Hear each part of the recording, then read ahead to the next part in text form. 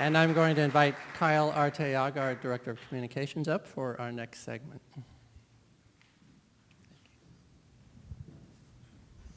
Thank you. Nice to meet you. So I'm also going to bring up Vic Hauk. So we've talked a lot about Bluebonnet Electric Cooperative. They're one of our favorite customers, and the reason why they're one of our favorite customers, so I'm going double there. One of the reasons why they're our favorite customers is because they take consumers really to heart. And so we thought we would do something a little different. We actually brought one of their end consumers. This is Vic Hauk. He's from Texas. And he's going to tell you a little bit about why he likes Bluebonnet and what he's been able to do since he's got energy information. And I think you're going to be outstanded by the types of things that he's been able to do, the types of information that he gets, and how he's been able to change his consumption patterns based on the information that Bluebonnet's been giving him. So thank you, Vic, for coming. Thank you very much.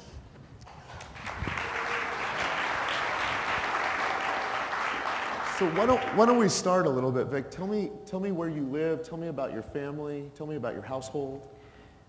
We live about 13 miles to the east of Austin, Texas, and on 10 acres of land. You got some Texans. And it's pretty much covered with trees. And we bought it 26, almost 27 years ago. Built our own house on it, did all the work ourselves. We have 4 children that live with us, and another one who's married with a granddaughter. With that many people living in a house, and with all the things that we do, plus we have a workshop, actually a machine shop, so we use quite a bit of electricity, quite a bit of energy. Can you give me an idea of what quite a bit is? What's your bill look like? How much usage are you? 2 summers ago, we had record-breaking heat wave, over 100 days in the summer where it was over 100 degrees. And we were looking at over $600 a month in utility costs, which in our area is a lot. That's a lot of money. In the wintertime, we would see anywhere from $100 to $150 a month. So $600 a month is a lot, and that's all just in cooling.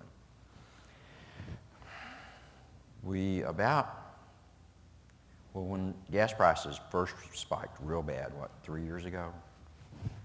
Went from $2 to $4.50, in just a few months. I started thinking, not only if gas prices are going up like this, then all energy prices are going to increase. So I started looking at what I could do to try and cut our energy usage and save a little bit of money. And I understood from the start that it wasn't going to be a real payback situation. In other words, I was going to invest money, but I probably wouldn't ever see a full return on that money. But I would see a month-to-month savings, and that's what I was looking for. So I started pricing the 2 different available renewable systems, wind power and solar power.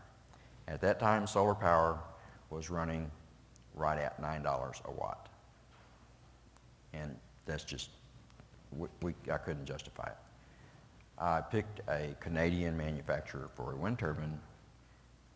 We got it for $5 a watt. And how was Bluebonnet involved in this process? Until we actually got ready to do the installation, I talked to them about what kind of permissions I would need.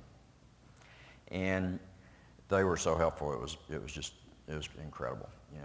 They really wanted me to do this. And I was surprised at that, that a utility would actually want me to do a project like this, to become a producer of my own electricity. And every step of the way, they were incredibly helpful. And every person I talked to and every person I dealt with was amazing. I can't say enough about them. It took us almost a year to install the wind turbine. We put in a 5 kW wind turbine. That's 126 feet tall, 40 meters. And you couldn't do that in the city. So obviously we live out in the country.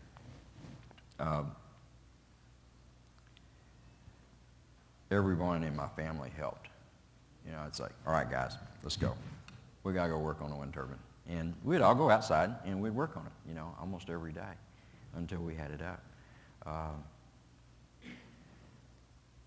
It has probably produced right around between $60 and $160 a month worth of electricity since we've had it installed.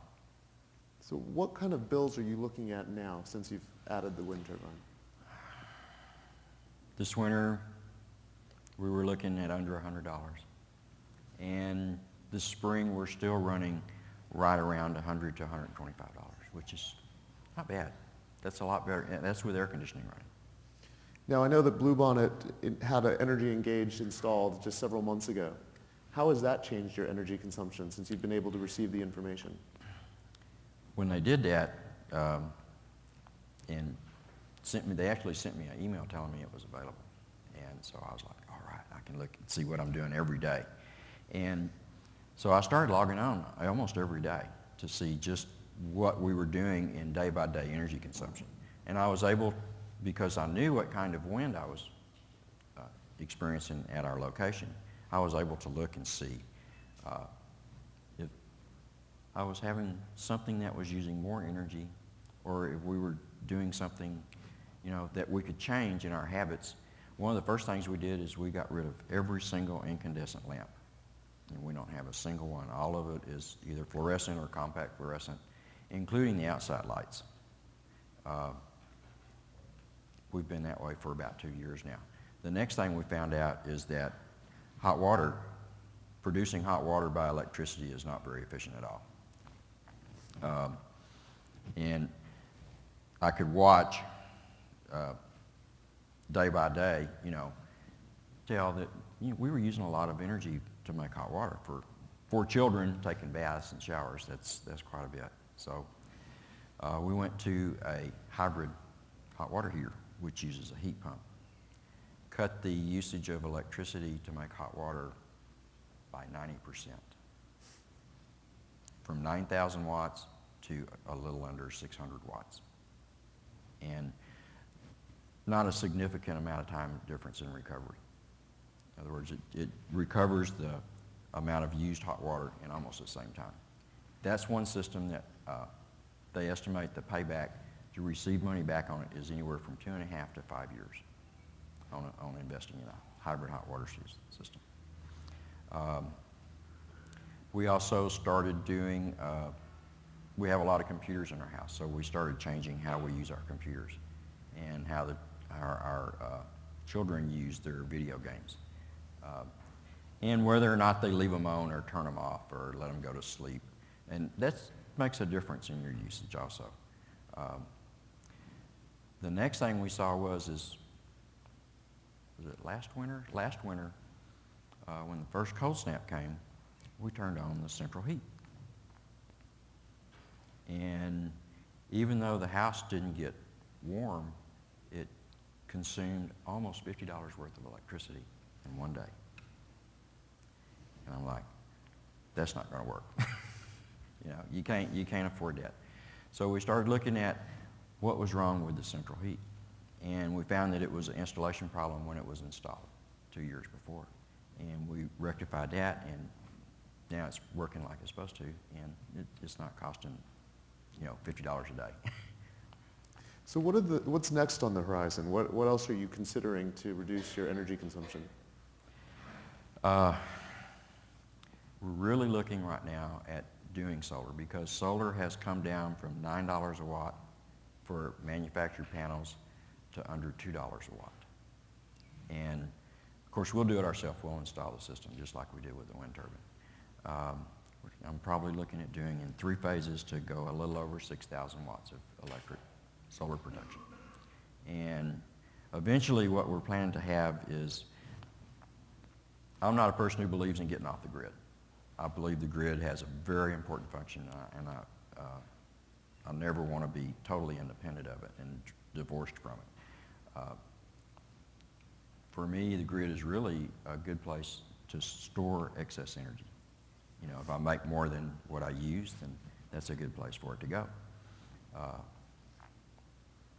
So what we're looking at doing is becoming basically independent in that we make more electricity than we need. And I understand you're already doing that on several days? On some days, yes. Not every day, because wind power is not and solar power, neither one of them are day by day you can count on a certain output. You know, there's so many factors involved. Wind changes day by day. Now, what I find interesting is that I can go out at night and there's almost no wind on the ground, and look up and the wind turbine is running, and I go and check the monitor and it's generating 1,500 watts. And I'm like, but there's no wind at ground level. But 40 meters up, there's enough wind to generate 1,500 watts. And that's enough to run the house at night when everybody's asleep, easily. You know, so things like that. Solar, the problem with solar is that it needs to be pointed directly at the sun to produce the maximum energy. Most systems that are installed are fixed. So they're losing 30 to 40% of the output because they're not pointed directly at the sun.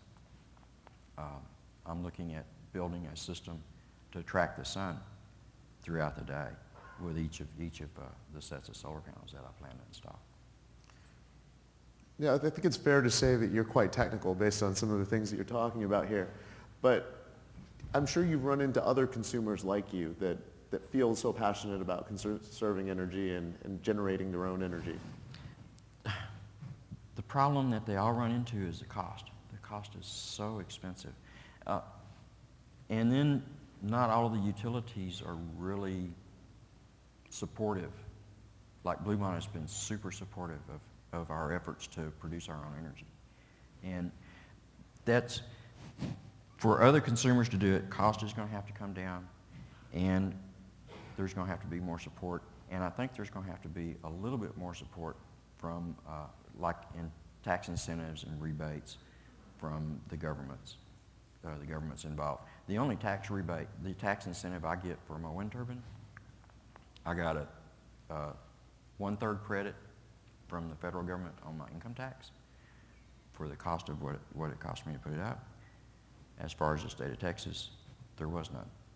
The only thing I get is that it's not taxable as far as property taxes. Yeah, that's not much of an incentive. You know, I believe that many more people would love to be able to produce their own power.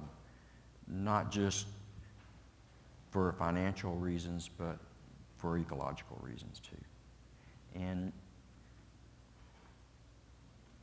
it just makes sense. I mean, we can't continue going on like we're going. The smart grid is another thing. I mean, it's utilizing our energy in such a way that it makes more sense, you know, and it's more efficient that way. Well, the same thing, we're going to have to use our resources to live the way we live so that it's sustainable for a longer time.